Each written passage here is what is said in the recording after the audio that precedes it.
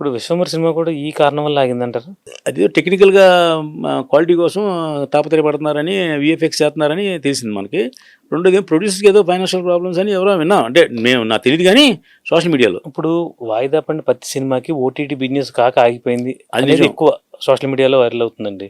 ఏంటి దీని గురించి ఏం విశ్వంబర్‌కి చెప్తారు? ఆ ప్రాబ్లమ్ ఉండకపోవచ్చు. ఇది టెక్నికల్‌గా కోసం ఆళ్ళు విశ్వంబర్ అనే కాదు, పెద్ద సినిమా అయినా సరే ఓటీటీ బిజినెస్ చాలా కాకపోవడం సినిమాలు వల్ల ఓటీటీ అవ్వకుండా రిలీజ్ చేయట్లేదండి.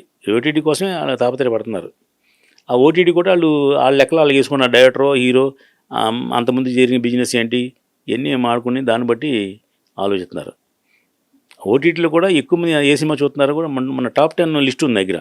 అసలు ఇప్పటివరకు టాప్ 10లో ఏమేమి సినిమాలు ఉన్నాయో లిస్ట్ ఉంది. మీకు ఇస్తాను మీకు నేను. రాజాది మనం ప్రభాస్ సినిమా వచ్చింది కదండి. అది రాజాసాబ్. రాజ్యసభ ఎక్కువ మంది చూశారు. 11 మిలియన్స్ ఎంతమంది చూశారు. అలాగే నిన్నగాక మొన్న రిలీజ్ అయిన ఇంకో సినిమా చిన్న సినిమా ఒకటి రిలీజ్ అయింది. అది 8 మిలియన్స్ చూశారు సినిమా. తెలుగు సినిమాలు 3 వేసారు దాంట్లో. మిగతా 7 సినిమాలు హిందీ సినిమాలు, ఇంగ్లీష్ సినిమాలు ఎక్కువ అంటే ఇది అవుతున్నాయి. ఎక్కువ యూస్ అవుతున్నాయండి మిలియన్స్లో. దాన్ని బట్టి లెక్కేసుకుంటున్నారు కొంటకి. అంత హిట్టైన సినిమా ఇన్ని వ్యూస్ వస్తే మన ఈ సినిమా ఎంత వస్తుంది, దాన్ని బట్టి ఎంత కట్టాలి. రామచంద్రన్ గారు, ఈ మధ్యన ఈ పెద్ద సంస్థల మధ్య పోటీ ఎక్కువైపోయి డిస్ట్రిబ్యూషన్ సంస్థల మధ్య సినిమాలు అంటే ఇప్పుడు ప్యారడైజ్ సినిమా ఉంది, నైజాము 40+కో 45+కో కొన్నారని ఒకటి వార్త. ఏంటండి ఇది అసలు? అదే మైత్రి మూవీస్ వాళ్ళు కాంపిటీషన్ వచ్చారని 47.5 కోట్లు ఆఫర్ ఇచ్చారని మేము కూడా సోషల్ మీడియాలో చూసాం సార్. దీంట్లో కొన్ని అంటే బిజినెస్ లాజిక్లు ఉంటాయి కొన్ని. 47.5 కోట్లు ఇచ్చుండొచ్చు వాళ్ళకి. దాంట్లో 10 కోట్లు 30 కోట్లు ఎన్ఆర్ఐ ఇచ్చుండొచ్చు, మిగతాది అడ్వాన్స్గా ఇచ్చుండొచ్చు.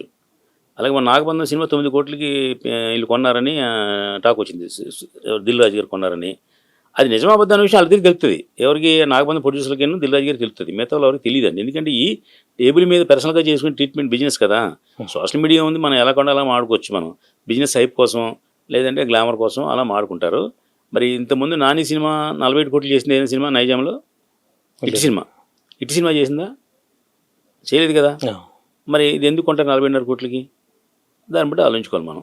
కొన్నారేమో ఒకళ్ళు తెలియని సినిమా గురించి మనం వాదించడం తప్పు. కానీ ఇప్పుడు మన దసరా అనే సినిమా వచ్చిందండి.